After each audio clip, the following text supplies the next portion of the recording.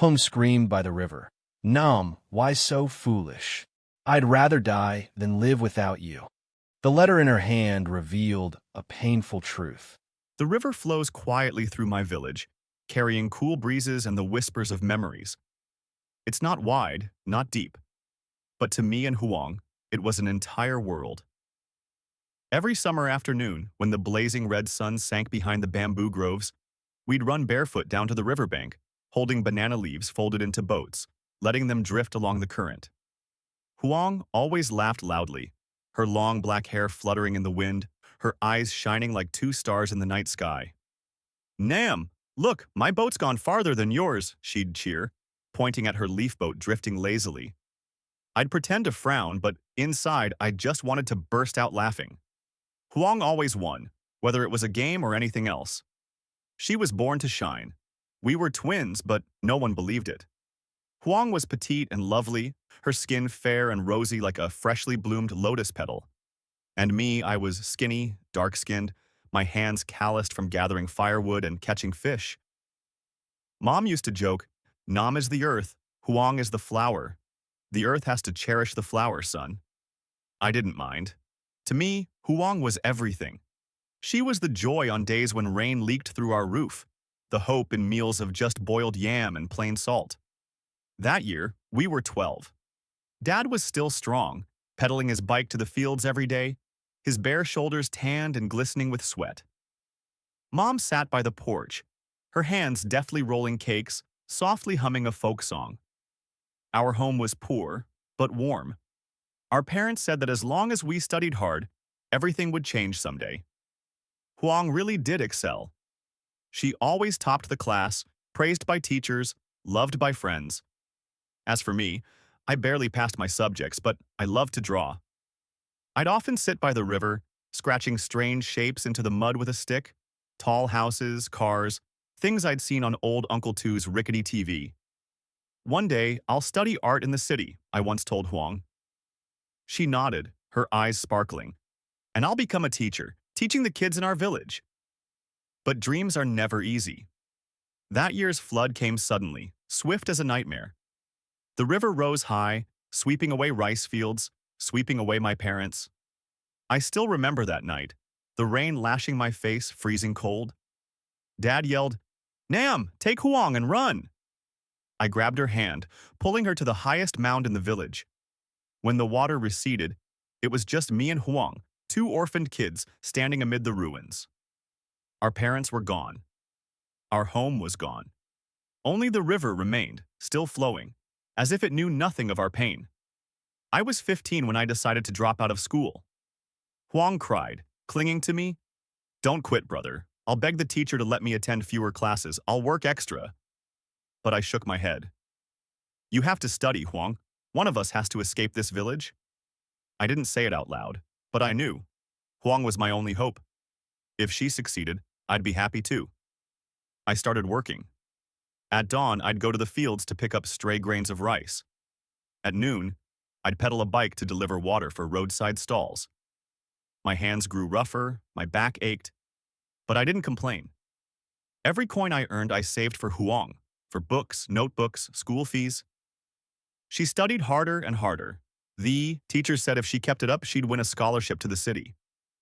I smiled, though inside I wanted to cry. My dream, to study art, to leave the village, had died long ago. But Huang's dream, I'd keep it alive, no matter the cost. One afternoon, I sat by the river, holding an old lottery ticket Uncle Two had shoved into my hand the day before. "Take it, Nam. Maybe it'll change your life," he'd said with a grin, his gap-toothed smile glinting. I didn't believe in luck, but I stuffed it in my pocket anyway. Huang ran up, her face flushed. "Brother Nam, I won first place in the school writing contest. The teacher says I can compete at the provincial level." I hugged her, my heart swelling with pride. "Amazing, Huang. I knew you could do it." She smiled, but then coughed violently. I frowned. "What's wrong?" She waved it off. "Probably just from running too fast, it's nothing." I didn't know that moment was the beginning of the greatest tragedy of my life. After Huang's cough that afternoon, I started watching her more closely. She was getting thinner, her once rosy cheeks now pale like morning mist. I asked her, Huang, are you tired? Let me take a day off and bring you to the doctor, okay? But she shook her head, flashing that bright smile of hers. You worry too much, brother. I'm fine.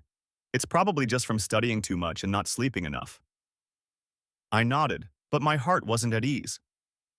Huang was always like that, always trying to act strong even though I knew she was more fragile than a reed by the river. I took on more work. At dawn, I'd pedal my bike to the ferry landing, hauling goods for the fish traders. The sun scorched my skin. Sweat streamed down my face, soaking the ragged shirt I'd worn for 3 years straight. At night, I'd sit under the flickering oil lamp, mending nets for Uncle Ba at the end of the alley. My hands trembled from exhaustion, but I didn't stop. Every coin I earned was a brick in the foundation of Huang's dream, a dream I'd let slip away the day our parents left us. One day, I found a broken pencil under the banyan tree near our house. It was old, worn down, but it still worked. That night, after Huang had fallen asleep, I sat by the window, sketching on a scrap of wrapping paper Mom had left behind. I drew a big school, with children holding books and a teacher standing at the blackboard, my Huang, in a white ao dye, smiling radiantly. I smiled too, but my eyes stung. I told myself, as long as she becomes a teacher, I won't regret a thing. But then, Huang fell ill. One rainy afternoon, she came home from school drenched, her face ashen. I rushed out to help her, and when my hand touched her, it felt like touching ice. Huang, what's wrong? Say something to me, I shouted, my voice breaking in the roar of the rain. She opened her eyes, whispering, Brother, I'm dizzy. Then she fainted in my arms. I carried her through the muddy village path, my torn sandals slipping in the sludge. The rain whipped my face, icy cold, but I felt nothing but fear. At the commune clinic, the old doctor examined her and shook his head. She's burning up, and there are signs of pneumonia. You need to take her to the district hospital right away. We don't have enough medicine here. I nodded, tears mixing with the rain. I had no money, but I couldn't lose Huang. I borrowed 500,000 zhong from Uncle Tu on the spot, the biggest sum I'd ever held. He handed me the money, patting my shoulder. Nam, take care of your sister. I won't charge interest, but pay me back soon. I'm struggling too.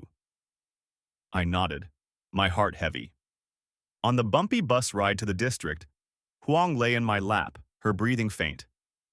I held her hand, whispering, Huang, you have to get better. I can't live without you. The district hospital was crowded, reeking of disinfectant. The doctor examined Huang, then pulled me aside to a corner. He sighed. She has severe pneumonia, but there's something unusual in her blood. I suspect it's more serious, possibly leukemia.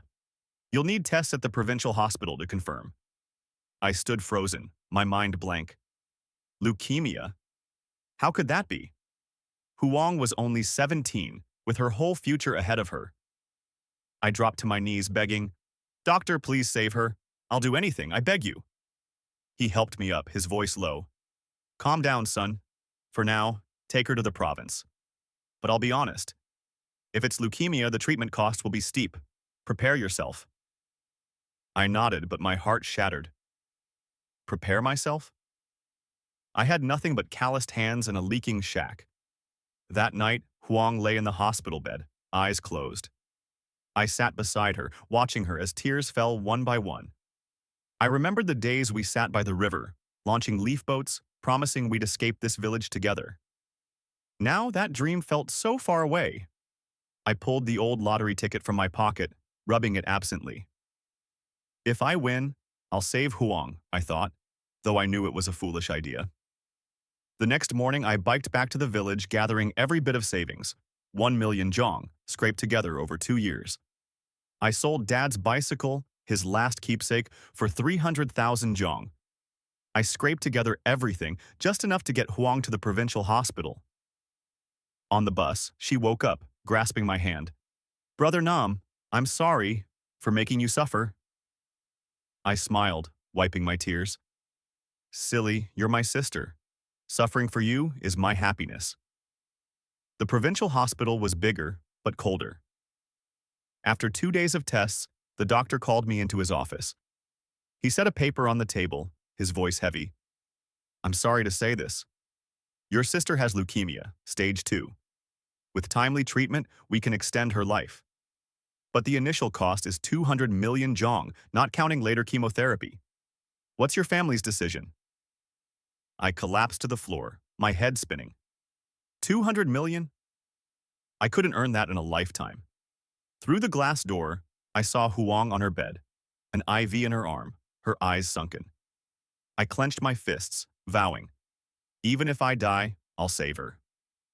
Back in the village, I sold everything I could. Mom's old radio, the wooden table Dad made, even our scrawny cow, the last of our family's assets, for 5 million jong.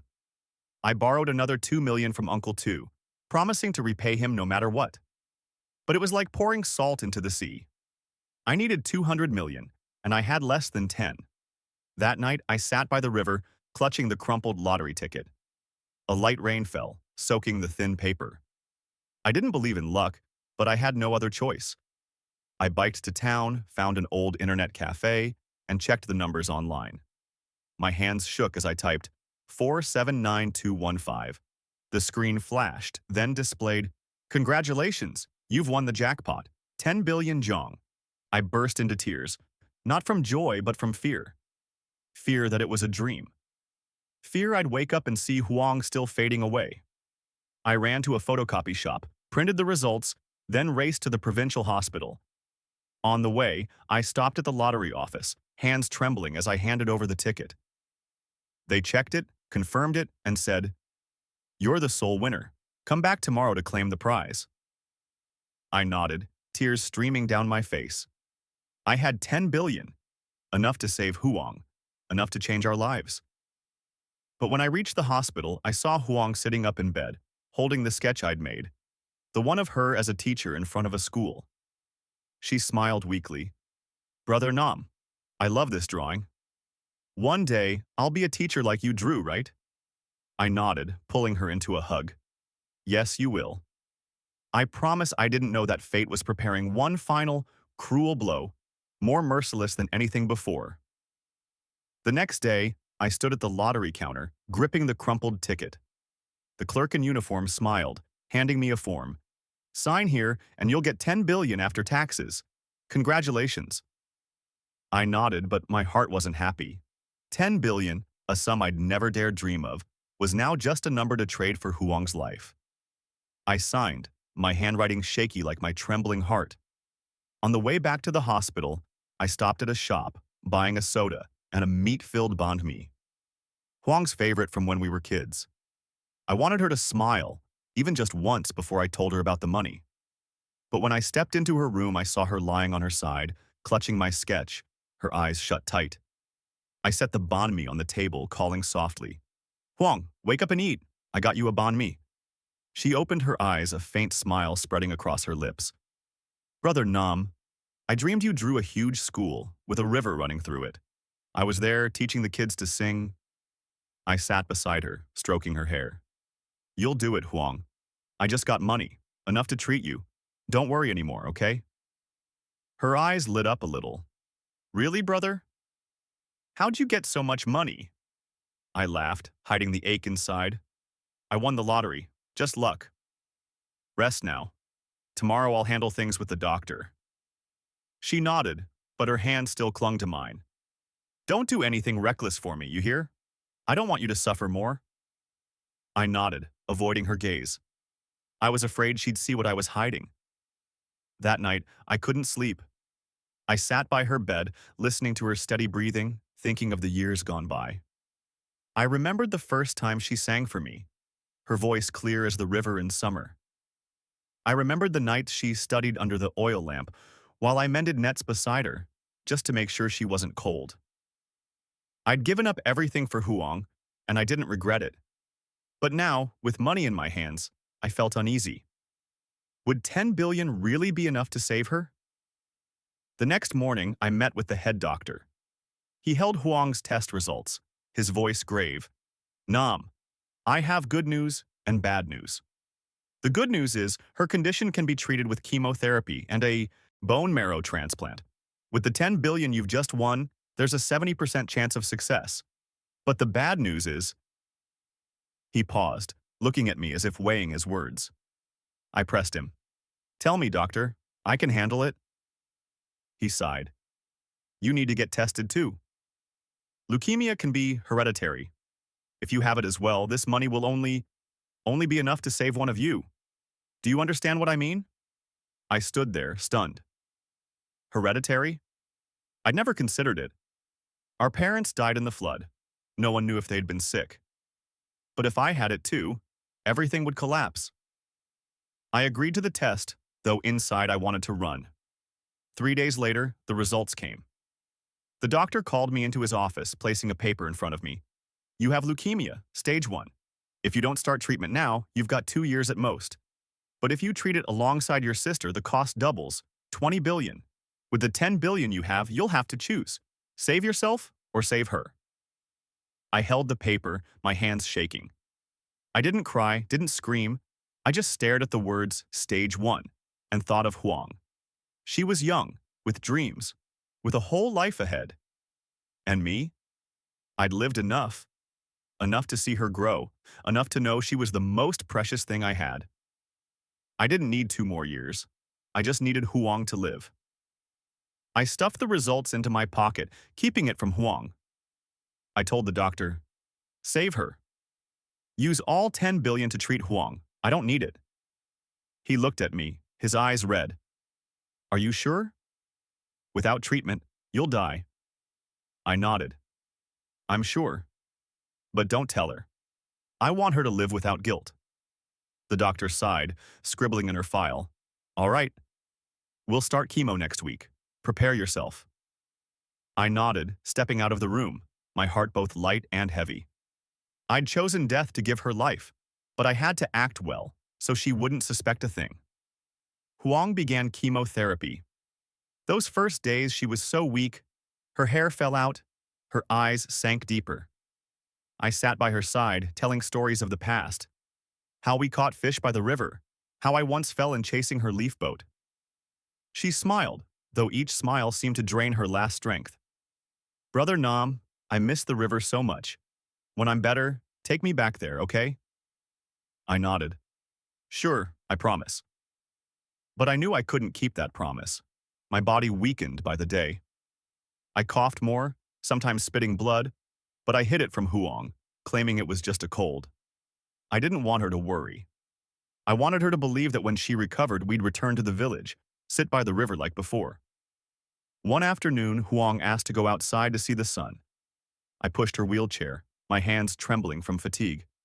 The pale golden light hit her face, bringing a faint blush to her cheeks. She looked up at me. Brother Nam, you're so thin. You need to eat more, or I'll make you take medicine. I laughed. All right, I'll eat. Once you're better, I'll be fine too. That night, I wrote a letter. My hands were weak, the handwriting messy, but I poured everything into it. Dear Huang, when you read this, I might not be here anymore. Don't cry, don't be sad. I chose this because I want you to live, to become the teacher you've dreamed of. 10 billion wasn't enough for both of us, and I couldn't take your dream away. I've lived enough to see you grow, enough to know you're the best sister ever. If you miss me someday, go to the river and launch a leaf boat for me, okay? I'll be there, watching you from afar. I love you, forever. Your brother, Nam. I folded the letter, slipping it into the drawer by her bed, next to the sketch I'd drawn. I knew she'd find it, but not yet. I wanted her to have more time to smile, to hope, before facing the truth. Huang slowly got better after 3 months of chemo. Her hair started growing back. Her eyes regained some light, though she was still frail. The doctor said, she's got a high chance of survival. If the bone marrow transplant works, she could live another 20-30 years. I nodded, relieved, but I said nothing about myself. I just wanted to see her recover, even as I felt death creeping closer each day. One morning, my body gave out. I coughed up blood and collapsed on the hospital floor while Huang slept. Nurses rushed over, taking me to the ER, but I refused treatment. I grabbed one's hand, whispering, "Don't do anything. I want to stay with my sister." They brought me back to her room, laying me beside her. Huang woke up, saw me there, pale and still. She panicked. "Brother Nam, what's wrong?" "Brother," I smiled, holding her hand. "I'm just tired. You're better. That's all I need." She cried, hugging me. "Don't leave me. You promised to take me to the river." I stroked her hair, whispering, "I'm sorry. Stay strong, okay?" Then I closed my eyes. Her sobs echoed, fading into the distance, blending with the sound of the river in my memories. I felt no pain, no fear. I saw that river again, where we launched leaf boats, laughing under the sun. I knew Huang would live, and that was enough. Huang didn't fully recall my final moments. She only remembered her cries ringing through the room, mixing with the cold hum of machines. When the nurse pulled a white sheet over me, she screamed, "No, my brother's not dead. He's just tired. He promised to take me to the river." She lunged forward, clinging to my cold body, but I didn't answer. My eyes stayed shut, a faint smile lingering on my lips, as if saying, "I'm okay, don't cry." The doctor stepped in, resting a hand on her shoulder. "Little one, he chose this. He used all the money to save you. He didn't want you to know, but now that he's gone, I have to tell you the truth." Huang looked up, eyes red. "What do you mean?" "What money? What happened to him?" The doctor sighed, explaining everything. My leukemia, the 10 billion from the lottery, my sacrifice. Huang shook her head, screaming, "No, you're lying. He wouldn't do that. He can't leave me." But then she noticed the drawer by her bed, where I always kept things. With trembling hands, she opened it.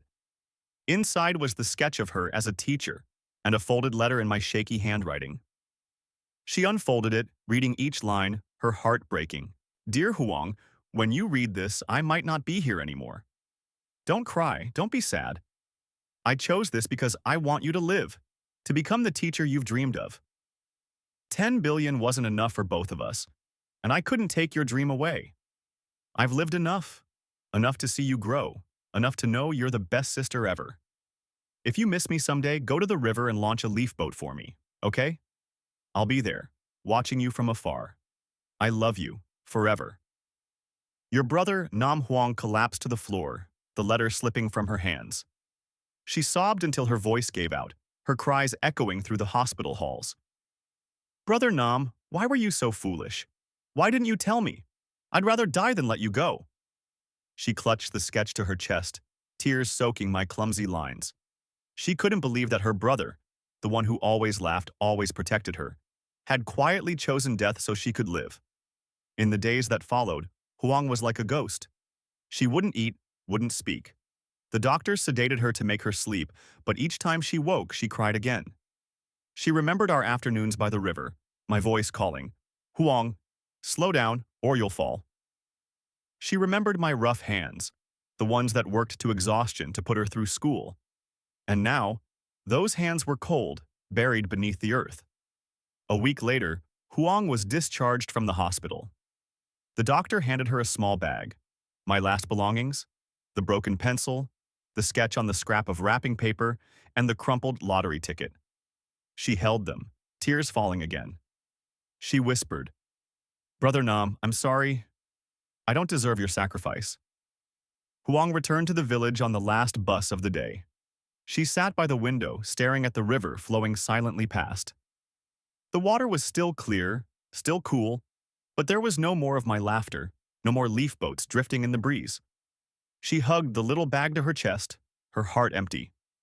She didn't know how she'd go on, now that her only brother, the one she loved more than herself, was gone forever. She stepped back into our old house where we'd lived with our parents. The place was crumbling now, the roof leaking, the walls stained and peeling. She walked inside, seeing the wooden table Dad had made still standing there, covered in dust. On it was Mom's old radio, silent now, no longer playing folk songs. Huang sat down, her trembling hands opening my bag. She pulled out the sketch, staring at the teacher in it. A version of herself, in my dream for her. She cried, "Brother Nam, what do I do now? I don't want to be a teacher if you're not here." That night, She dreamed of me. I stood by the river, holding a leaf boat, smiling at her. Huang, you have to keep going. I'm here, watching you. She jolted awake, tears soaking her pillow. She knew it was just a dream, but my words carved themselves into her heart. She got up, took an old piece of paper, and folded a leaf boat like we used to. She whispered, Brother Nam, I'll do what you said. But I miss you so much. The next morning, she went to the riverbank. She wore the white owl dye I'd bought her with my net mending money, though it was frayed at the shoulders. She held the leaf boat, stepping into the cool water. The early sun glinted off the river, sparkling like the old days. She set the boat afloat, whispering, Brother Nam, this is your boat. I'm letting it go, like you wanted. You're out there somewhere, watching me, right? The boat drifted slowly, bobbing along the current. Huang knelt by the water's edge, tears falling into the river. She sobbed aloud. Brother Nam, I'm sorry. I didn't know how much you suffered. I didn't know you gave up everything for me. Come back. I can't live without you. Her cries echoed, carried away by the wind, but no one answered. Only the river flowed on, silent, bearing witness to her pain. Huang began to live again, but she wasn't the same Huang anymore. She passed the entrance exam for the teacher's college, just as I'd dreamed. She became a teacher, teaching the kids in our own village. But every afternoon when the children went home, she'd go to the river, sitting there for hours, watching the water flow. She didn't smile much anymore. Her eyes held a deep sadness, the sorrow of someone who survived because of another's sacrifice. Years later, Huang built a small school by the river, just like the one in my sketch. She named it Nam School, in memory of me. On the opening day, she stood at the gate, holding a leaf boat. She released it into the river, tears streaming down her face. Brother Nam, I did it. Do you see? I'm a teacher, like you wanted. But why can't I feel happy, brother? The river kept flowing, carrying the boat away. Huang stood there, the wind blowing through her long hair, now streaked with a few strands of gray. She whispered, Brother Nam, I miss you. If there's a next life, let me be the older sibling. I'll protect you, like you did for me. The school became her life, but every step she took felt heavy. Nam School, my dream for her, was also a painful reminder that I wasn't there to see it come true. Each morning she stood in front of the class, teaching the kids to read and sing folk songs, but her gaze often drifted to the river outside, where we'd once launched our boats. The village kids adored her. They called her the sad, smiling teacher, because though she was always gentle, her smiles were never whole.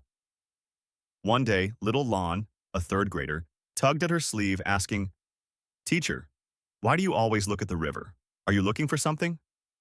Huang knelt down, stroking the girl's hair, her voice catching. I'm looking for someone, but he's gone far away. Lon, innocent and bright, said, He'll come back, teacher. Don't be sad. Huang smiled, but tears fell silently. She turned away, pretending to grade papers so the kids wouldn't see her cry. Huang lived alone in our old house. She didn't fix the leaky roof or repaint the stained walls. She wanted everything to stay as it was when I was there. The table Dad made, the radio Mom loved, the corner by the porch where I'd mended nets under the moonlight. Every night she took out my sketch, staring at the teacher in it, whispering, Brother Nam, I'm doing what you wanted, but why do I feel so empty? One day, Uncle Two, the man who'd lent me money, stopped by. He'd aged, his back hunched, his hair white. He sat on the porch looking at Huang. Are you well, little one? I heard you're a teacher now. Nam must be so proud. She nodded, her eyes red. Uncle Two, I don't know if I'm doing it right. Nam gave up everything for me, but I'm living like I'm not alive. He sighed, patting her shoulder. Nam loved you more than his own life. He wouldn't want you to be sad.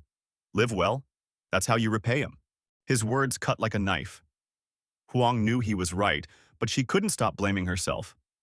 If she hadn't gotten sick, if she hadn't let me carry everything, maybe I'd still be here, laughing by the river. She buried her face in her hands, sobbing. Uncle Two, I miss him.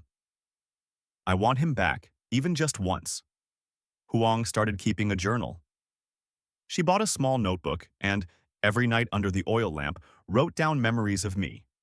She wrote about the time I gave her the best piece of fish at dinner, eating only boiled yam myself. She wrote about the night I biked through the rain to take her to a school competition, even though I got soaked and feverish for a week after. She wrote, "Brother Nam, I didn't know you loved me so much. I was so stupid, not seeing how you suffered for me. Now I just want to say one thing. I'm sorry." The journal became her refuge, a place to pour out her heart. She wrote every night, as if I were still out there, reading her words. But the more she wrote, the more it hurt. Each memory was a wound, each line a tear.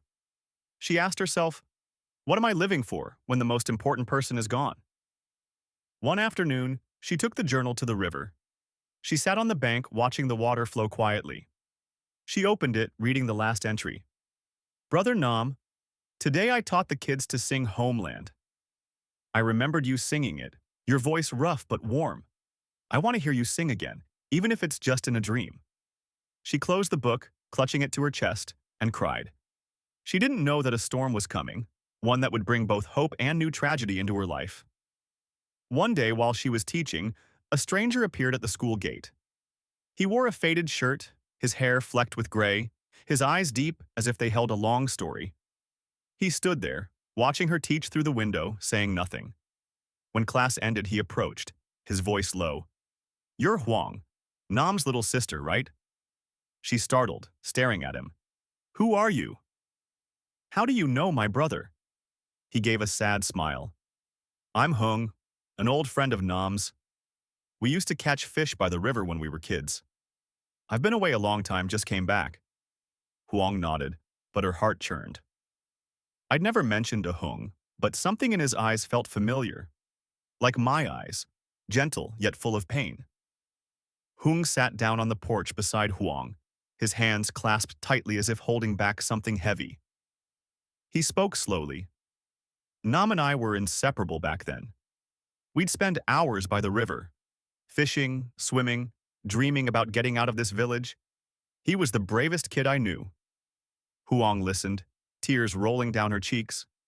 She didn't know this side of me, my childhood friend, my secrets. Hung's voice broke as he went on. "When your parents died, I left the village. I went to work in the city, lost touch with him. I only came back now and I heard he's gone." Huang nodded, her throat tight. "He left me. To save me." Hung's eyes darkened. "I should have been here. I owed him a debt." She frowned. "What debt?" He took a deep breath. "When we were teenagers, I got caught stealing some food from a market stall. I was desperate, hungry. Nam used all the money he'd saved up to bail me out. He told me, 'Hung, you're my brother. Don't do it again.' I promised I'd pay him back, but I never got the chance." Huang's hands shook as she clutched the journal tighter. She didn't know I'd done that, given up my savings for someone else, just like I'd given up everything for her. Hung reached into his pocket, pulling out a small wooden box. "He gave me this years ago, said it was for you. I kept it all this time, figured I'd return it now." She took it, her fingers trembling as she opened it. Inside was a bracelet made of seashells, the one I'd crafted for her when she was 5, lost in the flood all those years ago. She hugged it to her chest, sobbing, "Brother Nam, you still thought of me, even until the end." Hung stayed in the village for a few days, helping Huang fix up the school. He told her stories about me, how I once jumped into the river to save a drowning kid even though I could barely swim, how I went hungry to buy him a book to study. Each tale was a dagger in her heart, but also a spark of light. She realized I wasn't just her brother. I'd been a quiet hero to the whole village. But then, one evening by the river, Hung dropped a bombshell that shattered her. He looked at her, his voice trembling. "Huang, I have to tell you the truth. Nam didn't just die of leukemia. Before he passed, he knew he wouldn't last long, but he still worked himself to death to earn money for you. He sent me a letter years ago, said if he died I had to come back and look after you in his place." Huang shot to her feet, screaming, "Why didn't you tell me sooner? Why did you let him die alone?" Hung bowed his head, tears falling. I'm sorry. I was far away. Didn't know how bad it was. By the time I got back, he was gone. She collapsed by the riverbank, sobbing until her voice gave out. I didn't just lose him. I lost the chance to say thank you, to say I'm sorry. She decided to do one last thing for me. With the little money she'd saved from teaching, she built a small bridge over the river, right where we used to play. She named it Nam Bridge, so the village would remember me, the boy who gave everything for his sister. On the opening day, the whole village gathered, the kids holding flowers, singing the homeland song she'd taught them. Huang stood on the bridge holding one last leaf boat and said, Brother Nam, this is my gift to you. I want you to know I'll live well, like you wanted. She let the boat drift away, tears streaming down her face. The river carried it off, cradling it like it cradled our memories. But life didn't let her rest. The seasons turned, and the floods came again. One year, the river swelled higher than ever, threatening Nam School. Huang stood in the muddy water up to her knees, shouting, No! Brother Nam, protect this school for me. I built it for you. The kids ran up, little Lan crying, Teacher Huang, the water took all my books. Where's Brother Nam? Why isn't he saving the school? Huang hugged her, yelling, Lan, he's here. He won't abandon us. But the water kept rising, sweeping away desks, washing my sketch off the classroom wall. Huang waded in, screaming, I won't let it go. I won't lose Nam's school.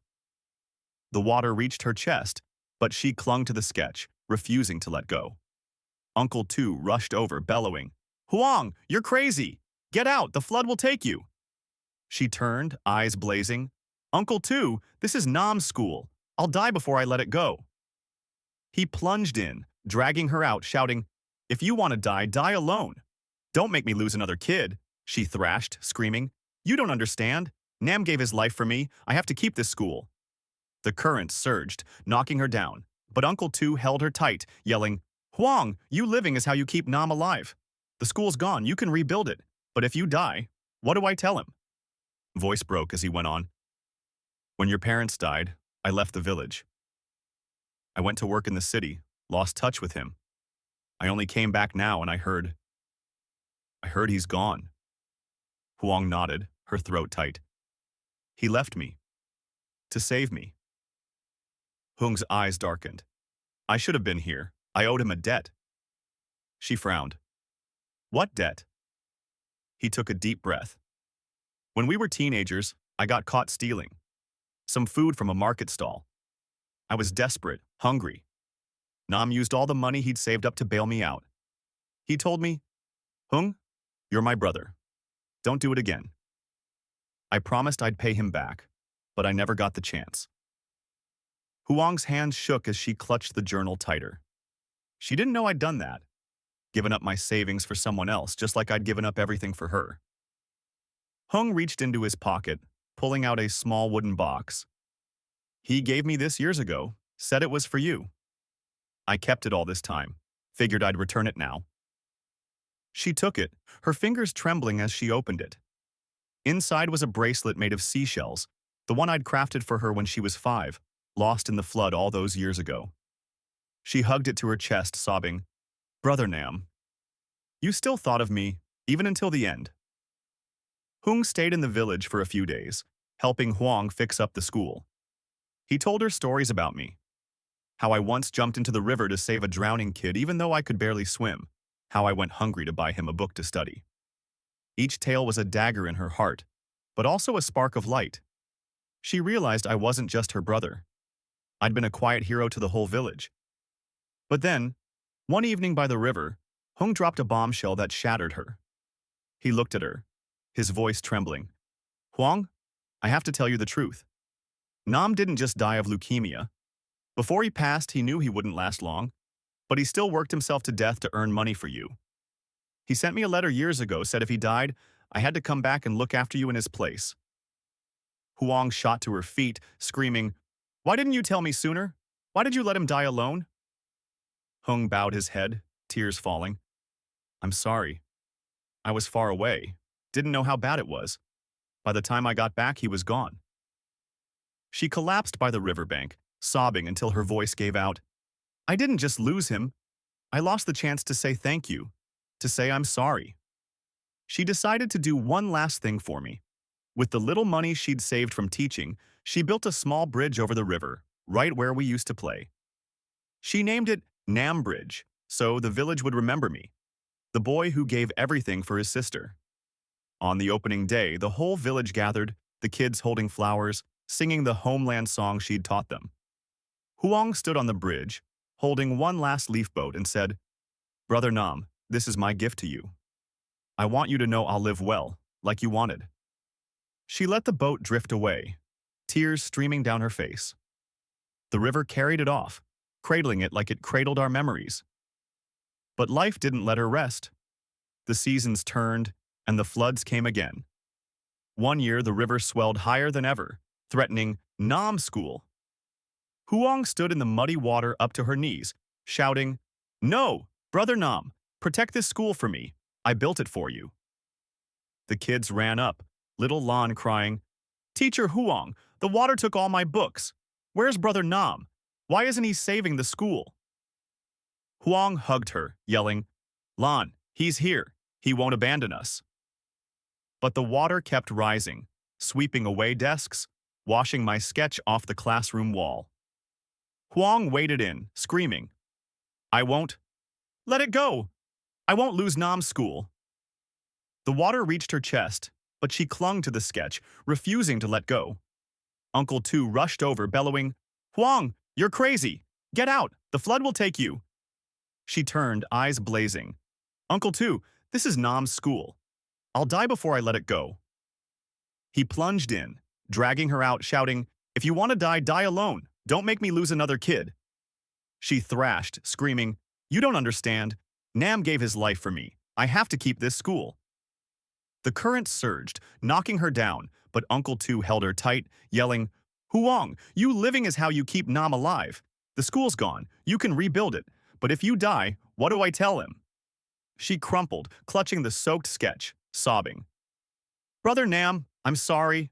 I couldn't save it. Forgive me, please. Uncle Tu held her, shouting into the storm, Nam, you see this? She's suffering for you. Do you hear me? The wind howled, carrying a sound like my voice, but Huang only heard her own heart breaking. When the flood receded, Huang stood amid the wreckage of the school. She knelt, crying out, Brother Nam, I failed. You built this school in your drawing, and I couldn't keep it real. Hung ran up, shouting, Huang, don't blame yourself. The flood was nature. No one could stop it. She spun around, screaming, You don't get it. This was Nam's heart. Losing it is losing him again. Hung knelt beside her, yelling back, You haven't lost him. He's in you, in every kid you teach. Get up and rebuild it. Huang covered her face, sobbing. Rebuild with what? I have nothing left, don't you see? Hung grabbed her hands, roaring, With me. I'll help you. Nam was my brother too. I won't let you fall. She looked at him, tears falling. Can you do it? Promise me. He shouted, I promise. I swear on my life. I'll rebuild this school for Nam. She nodded, whispering, Thank you, Brother Nam. You hear that? I'll do it again, for you. Huang and Hung set to work rebuilding the school.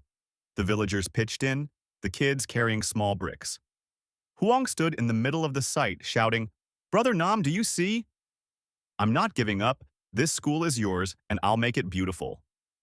Little Lan ran up, cheering, Teacher Huang, I found your brother's sketch in the mud. It's still whole.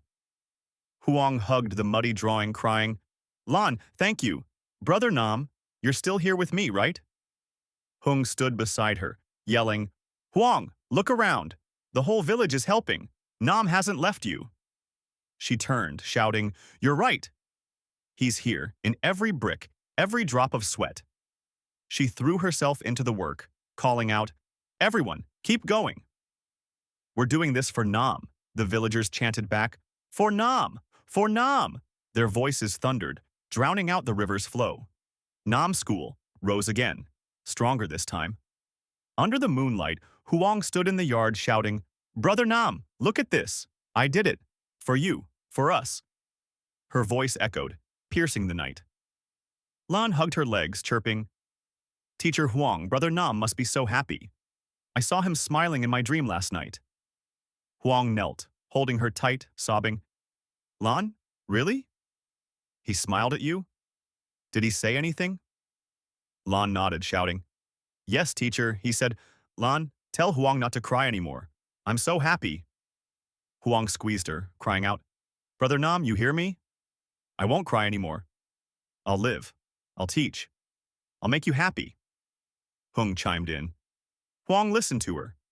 Nam's here. He sees you. She looked up, eyes red, shouting, You're right. He's not gone. He's with me. The villagers gathered in the yard, Uncle Tu stepping forward, his voice shaky. Huang, you make me proud. Nam's proud too. I'm sure of it. She turned to him, yelling, Uncle Tu, thank you. But I didn't do it alone. Nam did it with me, you understand? He nodded, shouting, I get it. Nam's not dead. He lives in you in this school. The crowd roared, Nam lives forever. Nam lives forever. Their cries shook the sky, as if waking the river itself. That night, after the village's cheers faded, Huang took a flower lantern to the river. She knelt by the bank, her voice piercing the darkness. Brother Nam, this is the last lantern I'll float for you. Come back to me, just once. She lit it, setting it adrift on the water, shouting, Brother Nam, do you see it? I'm living. I'm not giving up. But you have to promise to stay with me, you hear? The lantern floated away, its flickering light like my eyes from long ago. Huang cried, but her voice rose. Brother Nam, I love you. Don't leave me again. The wind blew through, carrying a faint sound like my old singing. She stood, shouting into the night. Brother Nam, I hear you. I'll live. I'll make you proud. You're here forever, right? The river flowed on, cradling the lantern, as if cradling her promise to me. 10 years passed, and Huang still taught at Nam school. She was in her 30s now, her hair streaked with gray, but her eyes still burned with the same fire. The school had grown, more classrooms, a playground for the kids. Little Lan, now a teenager, stood beside her one day, shouting, Teacher Huang, I passed the university exam today. I'll be a teacher, just like you and Brother Nam. Huang hugged her, sobbing, Lan, you're amazing. Nam sees you. He's so happy. But then, a sudden downpour struck. The river swelled dangerously high, threatening Nam school once more. Huang ran into the muddy yard screaming, No! Brother Nam! Save the school! I won't lose it again! The villagers rushed over, Uncle Tu yelling, Huang! The water's too strong! Get inside! Don't be reckless! She spun around, shouting, No, Uncle Tu! This is Nam's school! I'll die before I let it go. She waded into the flood, grabbing sandbags, yelling, Brother Nam, help me! Don't let it fall again! Hung raced after her, shouting, Huang, you're insane! The water will sweep you away! She pushed him back, screaming, You don't understand. This is Nam's blood and soul. I won't let the flood take it. The water rose to her waist, but she stood firm, clutching the sandbags, crying out, Brother Nam, where are you? Save me! The kids watched from higher ground, sobbing, Teacher Huang, come back! Don't die! Lan ran out, yelling, Teacher Huang, I won't let you die! Brother Nam wouldn't want this! She grabbed Huang, pulling her toward the bank, shouting, Live, teacher! Brother Nam told me to save you. Huang collapsed, sobbing in Lan's arms. Lan, thank you? Brother Nam, you see? I won't let the school go. The rain stopped, and the water receded. The school still stood, though caked in mud and damaged at one corner. Huang knelt in the yard, shouting, Brother Nam, I saved it. Are you proud of me? Hung held her, yelling, You did it, Huang. Nam sees you. I'm sure of it. She cried, whispering, Brother Nam, I'm so tired, but I won't abandon you. Huang grew older, but she never left Nam school. Her hair turned white, yet she taught generation after generation, going to the river each afternoon to launch a leaf boat, calling out, Brother Nam, do you see me? I'm living, like you wanted. The villagers grew used to it. Old teacher Huang, white-haired, standing by the river, talking to her brother in the wind. One day she felt her body weakening. She sat by the river, holding my sketch, whispering, "Brother Nam, I'm tired. Come take me home, okay?" Lan, now a young teacher herself, ran up screaming, "Teacher Huang, what's wrong? Don't leave me." Huang took her hand, crying, "Lan, I'm not leaving you. I'm just going to Nam." Lan shouted, "No, don't say that. Brother Nam wants you here." Huang smiled, her voice rising one last time. "Brother Nam, I'm coming to you. Wait for me." She closed her eyes, still clutching the sketch. Lan sobbed, hugging her. "Teacher Huang, don't go. I need you." But Huang didn't respond. She slipped away beside the river where we'd played as kids. They buried her under the old banyan tree by the water, next to the river we loved. Lan stood at her grave, shouting, "Teacher Huang, Brother Nam, do you hear me? I'll live, I'll teach, like you wanted." She launched a leaf boat, crying, "Teacher Huang, I miss you. Brother Nam, she's with you now, right?" Lan grew up and took over Nam School. She stood in front of the class, teaching the kids to sing Homeland, but every note stabbed her heart. She shouted, "Sing louder, everyone. This is Teacher Huang and Brother Nam's favorite song." The kids chimed, "Yes, Teacher Lan." But she turned away, wiping tears, whispering, "Teacher Huang, am I doing it right? Brother Nam, I'm carrying on for you, aren't I?" One day, Lan visited Huang's grave with a handful of wildflowers. She knelt, shouting, "Teacher Huang, Brother Nam, can you hear me? I'm living, but I miss you so much." The wind rustled the flowers. Lan screamed, "Teacher Huang, why did you leave me? Brother Nam, why didn't you keep her here? I'm alone, I can't take it." Hung approached, his voice shaky. "Lan, don't cry. Huang and Nam want you to be strong." She turned, yelling, "What do you know? You didn't see her die in my arms. You didn't hear her call for Nam." Hung knelt beside her, shouting, "I know. I saw it all. But you have to live. For Huang, for Nam." Lan hugged the grave, sobbing, "I know. But I miss her, Uncle Hung." That night, Lan dreamed of Huang and me. We stood by the river, hand in hand, smiling at her. Huang shouted, "Lan, don't cry. Nam and I are here watching you." I yelled, "Lan, live well. I'm so proud." She woke with a start, screaming, "Teacher Huang, Brother Nam, is it real? Don't go again." But only the wind answered. She stumbled to the river, shouting, "Teacher Huang, Brother Nam, I swear it.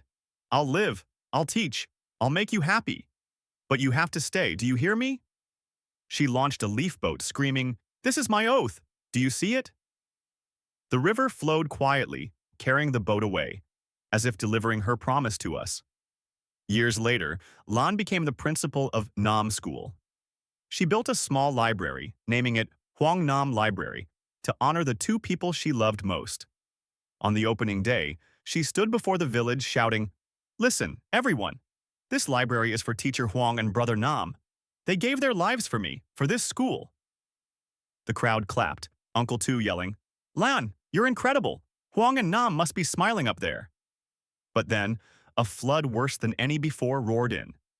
The river rose, swallowing Nam Bridge, threatening the school.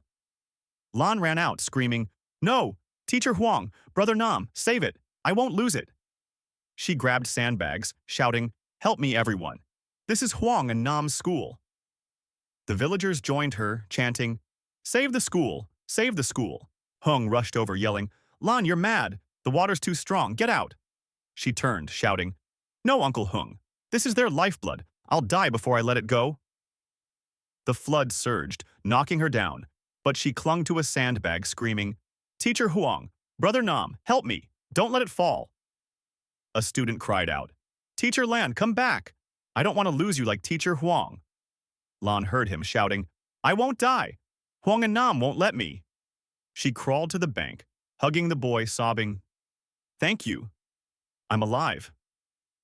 The flood subsided, leaving the school standing, battered but intact. Lan knelt in the yard, screaming, Teacher Huang, Brother Nam, I saved it. Do you see? Lan aged, her hair white as snow, but she stayed at Nam school. She sat by the river each evening, launching leaf boats, whispering, Teacher Huang, Brother Nam, do you see me? I'm living, like you wanted. One day, she felt her strength fading. She called Hung, shouting, Uncle Hung, I'm tired. Promise me you'll keep the school. He held her, yelling, Lan, don't go. I swear, I'll protect it. For you, for Huang, for Nam. Lan smiled, shouting one last time, Teacher Huang, Brother Nam, I'm coming. Wait for me. She closed her eyes, letting go of her final leaf boat. Hung sobbed, screaming, Lan, how can you leave? I'm alone now. What do I do? The village gathered, Uncle Tu crying out, Lan, you're leaving me too? First Nam, then Huang, now you. They buried Lan beside Huang's grave, under the banyan tree. The villagers built a small statue by the river, Huang, me, and Lan, hand in hand, smiling by the water. One afternoon, the kids stood before it, singing Homeland. The wind carried their voices, blending with ours, echoing forever. Homeland is the river, the love that lasts. The river flowed on, silent and eternal, cradling the leaf boats, the lanterns, and the echoes of our lives. Lan's grave joined ours under the banyan tree, 3 simple mounds side by side, marked by the statue of us, me, Huang, and Lan, forever holding hands by the water's edge. The village grew quieter with time, but Nam School stood strong, its walls ringing with children's laughter, its library shelves filled with stories of love and sacrifice. One evening, as the sun dipped below the bamboo groves, a young girl from the school wandered to the river. She held a leaf boat, whispering, Brother Nam, Teacher Huang, Teacher Lan, are you there? She set it afloat, watching it drift under the golden light. The wind rustled the banyan leaves, carrying a faint melody, the homeland song we'd all sung in our own ways. The girl smiled, shouting, I hear you, you're still here. The river carried her boat away, merging it with the countless others we'd launched. Mine and Huang's from our childhood, Huang's for me, Lan's for us both. It flowed on, a thread binding us to the village, to the kids, to the dreams we'd lived and died for. The statue watched over it all, our stone faces serene, as if saying, we're home. And so the river kept flowing, whispering our names, Nam, Huang, Lan, through the years, a quiet promise that love, like water, never truly fades.